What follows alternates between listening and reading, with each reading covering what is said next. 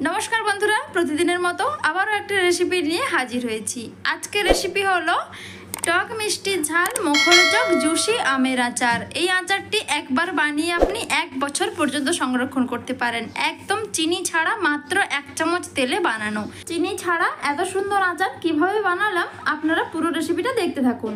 চলুন বন্ধুরা, প্রথমে আমি একটা বড় সাইজের আম নিয়ে নিয়েছি। এবারে আমের মুখটা কেটে নিচ্ছি। আমের মুখটা কেটে দেখলাম আমটা হালকা লাল হয়েছে, তবে কিন্তু শক্ত রয়েছে, কোনো অসুবিধা নেই আচার বানাতে।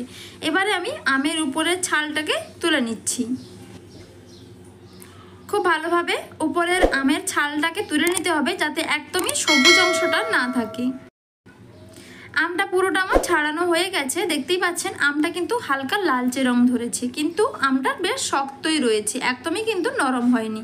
তবে আমটা কিন্তু হালকা মিষ্টিও রয়েছে। তোমরা চাইলে একদম সবুজ কাঁচা টক আমও নিতে পারো, তাতে কোনো অসুবিধে নেই যদি এই পদ্ধতিতে আচারটা বানান। প্রথমে আমি কড়াইতে দিয়ে দিচ্ছি 1 চামচ পরিমাণ সরষের তেল, 3টে এলাচ, 2টো শুকনো লঙ্কা মাঝখান থেকে কেটে দিয়ে দিলাম, সামান্য পরিমাণে জিরে ও তেজপাতা। ব্যাস মশলাটা একটু লাল হয়ে এলে এরপর আমি কেটে রাখা আমের টুকরোগুলো দিয়ে দিচ্ছি। এবারে আমের টুকরোগুলো কড়াইতে আমি জাস্ট 1 মিনিটের মতন একটু নাড়াচাড়া করে নেব। এই পদ্ধতিতে আচারটা বানালে আম কিন্তু রোদে দেওয়ার একদম কোনো রকম দরকার পড়বে না। রোদে না দিয়েই এইভাবে কড়াইতে একটু প্রথমে 1 মিনিটের মতন লো টু মিডিয়ামে আমটাকে ভেজে নিতে হবে। আমটা 1 মিনিটের মতন লো টু মিডিয়ামে ভেজে নিলে আচারটা কিন্তু অনেক দিন পর্যন্ত সংরক্ষণ থাকবে, একটুও খারাপ হবে না, তবে রোদে দেওয়াও লাগবে না। এইভাবে কড়াইতে আমি নাড়াচাড়া করে লো টু মিডিয়ামে 1 মিনিটের মতন ভেজে নিয়েছি। দেখুন খুব সুন্দরভাবে আমটা কিন্তু ভেজে নেওয়া হয়ে গেছে। এবারে আমি আমটা একটা পাত্রের মধ্যে তুলে নেব। আমটা পাত্রে তুলে নিয়ে এবারে আমি কড়াইতে দিয়ে দিচ্ছি 1.5 বাটি পরিমাণে জল। এবারে জলটাকে খুব ভালোভাবে ফুটিয়ে নিতে হবে। দেখতেই পাচ্ছেন জলটা এখন কিন্তু ভালোভাবে ফুটে গেছে। এবারে আমি এর মধ্যে দিয়ে দেব আগে থেকে গ্রেট করে রাখা গুড়। এখানে আমি 500 গ্রাম আমের মধ্যে আমি এখানে 250 গ্রাম গুড় নিয়েছি। গ্রেট করে রাখা গুড়টা জলের মধ্যে খুব ভালোভাবে গুলিয়ে নিতে হবে। গুড়টা ভালোভাবে গরম জলে গুলিয়ে নেওয়ার পর লো টু মিডিয়াম আঁচে প্রায় 10 মিনিটের মতন ফুটিয়ে নেব। বন্ধুরা 10 মিনিট পর দেখাচ্ছি, দেখুন এখন কিন্তু জলটা অনেকটাই কমে গেছে এবং গুড়টা প্রায় 10 মিনিটের মতন ফুটিয়ে নিয়েছি। এবারে দেখুন আপনাদেরকে চিটটা দেখাচ্ছি, একদম কিন্তু হালকা হালকা চিটচিটে ভাব এসেছে। এবারে আগে থেকে ভেজে রাখা আমগুলো দিয়ে দিচ্ছি।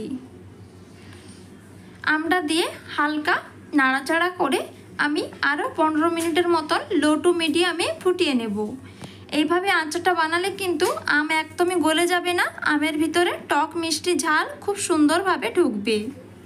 একদমই কম মশলায় এই মুরব্বা আচারটা খেতে কিন্তু দুর্দান্ত লাগে। এবারে আমি এর মধ্যে লবণ অ্যাড করব। আমি কিন্তু আগে থেকে এর মধ্যে কোনো লবণ অ্যাড করিনি। আগে থেকে লবণ অ্যাড করলে আমটা কিন্তু খুব তাড়াতাড়ি গলে যাবে, তাই আমি একদম শেষের দিকে লবণটা অ্যাড করলাম। লবণটা অ্যাড করে নাড়াচাড়া করে দিলাম। আপনারা চাইলে লবণের সাথে 1/2 চামচ পরিমাণে লঙ্কার গুঁড়ো অ্যাড করতে পারেন। যেহেতু আমার বাড়িতে ছোট বাচ্চা রয়েছে তাই আমি লঙ্কার গুঁড়োটা স্কিপ করলাম। বাচ্চারা কিন্তু এইরকম জুসি মুরব্বা খেতে খুবই ভালোবাসে। একদম হালকা ঝাল হালকা টক মিষ্টি এই আচারটা খেতে কিন্তু খুবই ভালো হয়। এবারে আচারের পাকটা ঠিকঠাক হয়েছে কিনা এইভাবে হাতে নিয়ে দেখবেন যে খুব সুন্দরভাবে চিটচিটে ভাব হয়ে গেছে, তখনই গ্যাসটা অফ করে দিতে হবে। গ্যাসটা এই অবস্থায় অফ করে দিলে তাহলে কিন্তু ঠান্ডা হয়ে গেলে আরও কিছুটা ঘন হয়ে যাবে আচারটা। দেখতেই পাচ্ছেন বন্ধুরা আচারটা এখন একদম পারফেক্টভাবে রেডি হয়ে গেছে। এইবার আমি সব শেষে দিয়ে দিচ্ছি ভাজা জিরের গুঁড়ো। এই আচারে আমি অতিরিক্ত পরিমাণে মশলা ব্যবহার করছি না, যেহেতু এটা একদম জুসি মুরব্বা বানিয়েছি, তাই এই আচারে কিন্তু একদমই বেশি মশলা ভালো লাগে না, তাই একদমই অল্প পরিমাণে ভাজা জিরের গুঁড়ো দিয়ে গ্যাসটা এখন অফ করে দিয়েছি।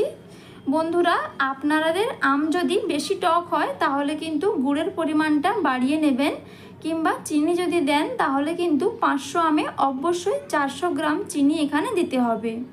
তাহলে বন্ধুরা কম তেল মশলায় আমের টক মিষ্টি মুরব্বা রেসিপিটা দেখে নিলেন তো।